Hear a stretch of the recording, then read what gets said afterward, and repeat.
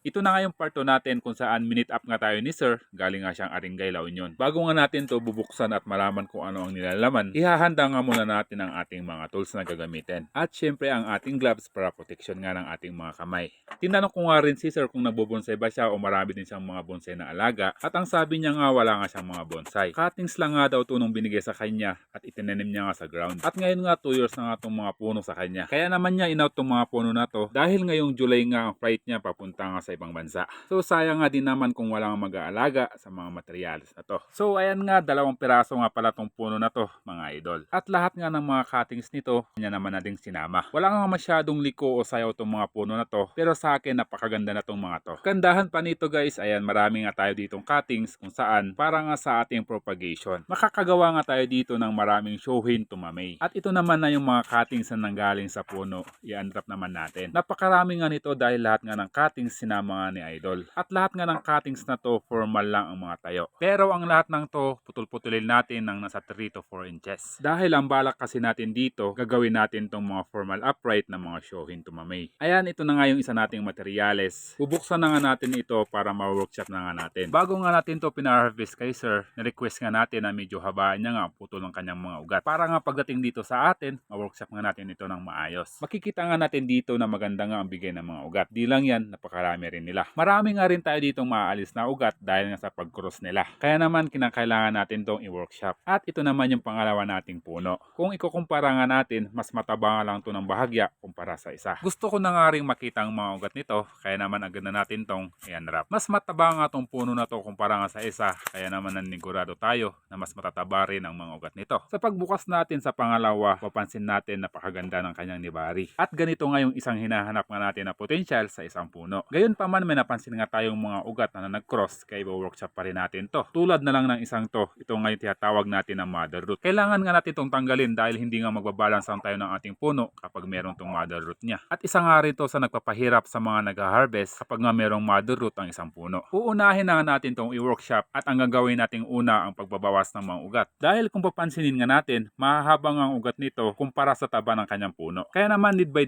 ito ang haba ng ugat sa kanyang puno. Ang first step natin dito, susukatin natin kung ano yung taba ng puno niya. Sa pagsukat natin gamit itong ating centimeters, meron nga itong 20 centimeters. Kaya naman dinivide natin sa dalawa, 10 centimeters nga ang magiging haba ng ating mga ugat. Guide lang natin yun, idol. Kayo pa rin masusunod kung anong haba ng mga putol ng mga ugat nyo dahil puno nyo yung mga yan. Para naman sa balansin ng tayo ng ating puno, uunahin natin itong mother root na alisin. Tumutubo nga ang mga mother root dahil ito ang pinakauna nilang ugat mula nga nung maliliit pa sila. Kaya naman ito nga ang pinakamalaki nilang ugat. Ngayong natanggal na nga natin ang mother root ng ating puno, ngayon magbabalansin na ang kanyang tayo. Ngayon naman ang next step natin ang pagbawas ng kanyang mga ugat. Kanina nga sinukat natin ang taba ng ating puno, meron itong 20 centimeters. Kaya dinivide natin ito sa dalawa, 10 centimeters na nga ang magiging haba ng ating mga ugat. Bakit pa nga natin binawasan ang mga ugat? Pwede naman itong itanim ng ganito na kahaba. Ang isang ang dahilan natin ay hindi nga ito kakasya sa ating magiging training pot. Pangalawa, mahihirapang makarecover ang ating puno dahil hindi nga agad makakaakyat ang mga pagkain nito.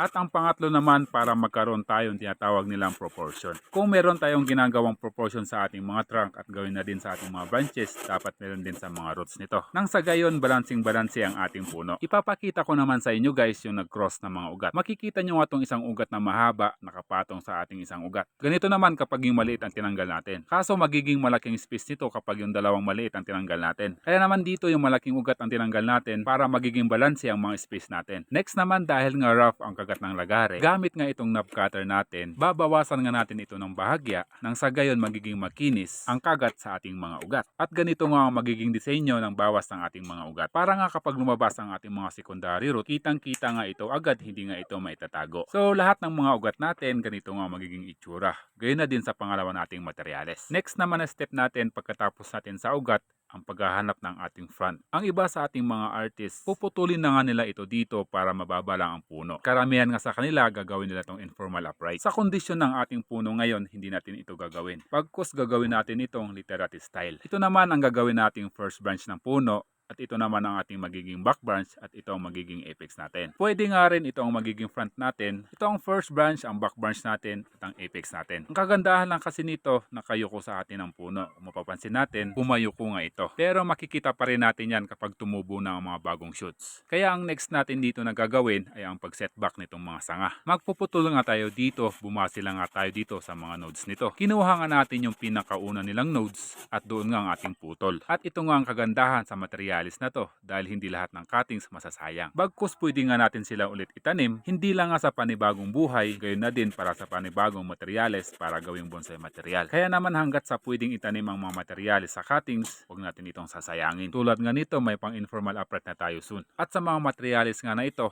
pa lang yung pinakamalaki at pinakamataba na maaalagaan nga natin. At ito na nga yung hindi natin inaasahan sa ating puno.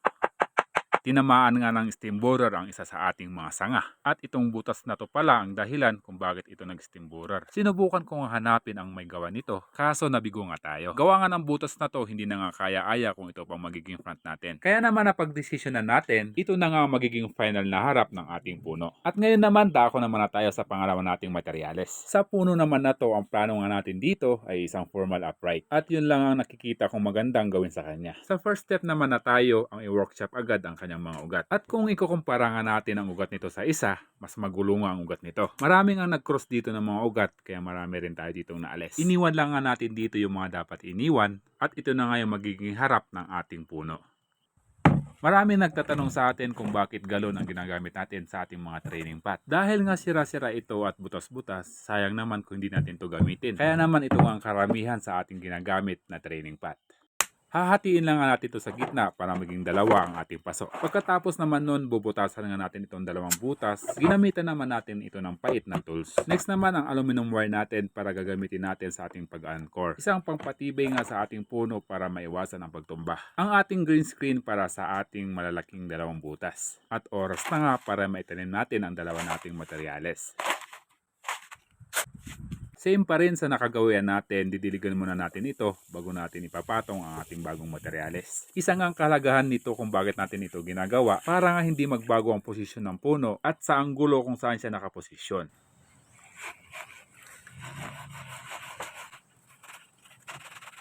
Ngayon nga nasa tamang tayo na ang ating puno, oras na nga para ikabit at higpitan ang ating nilagay na anchor. Sa paglalagay nga ng pag-anchor sa ating mga puno, maliban nga sa isa, pwede nyo nga itong dagdagan ng 2, 3 o 4 para mas mapatibay nga ang tayo ng ating mga puno.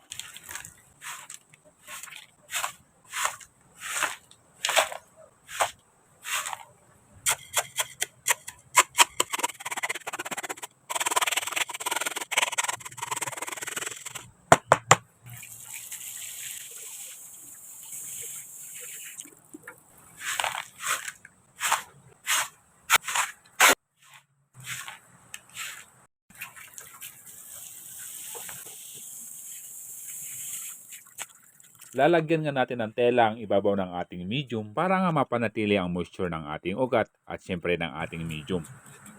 Sunod naman ang ating cut paste sa ating mga pinagputulan. Makakatulong nga ito para nga hindi mapasukan ng tubig ang ating mga pinagputulan. Maiwasan nga rin dito ang pagkabulok ng ating mga sanga. At makakatulong nga rin ito para mas mapabilis ang paghilom ng ating mga sugat. Hindi na nga rin ito pamamahayan katulad ng mga amag, mga fungus. At iyan nga ang isang kahalagahan ng mga cut paste sa ating puno, lalong-lalo na nga sa mga pinagputulan natin. So bago nga matapos ang ating video, dako na nga tayo sa ating huling last step. Hinanda nga natin dito ang ating rooting hormone na anaa. At maghahalo nga tayo dito sa tubig.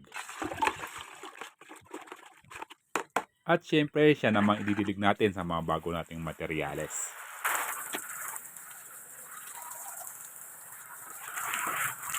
Isang episode nga na naman ang natapos natin at sana nga samahan nyo nga pa rin ako hanggang sa mabuo natin tong bilang ganap na bonsai. At sa lahat nga pala ng nagtatanong, ito nga isang materyales na Argao Taiwan.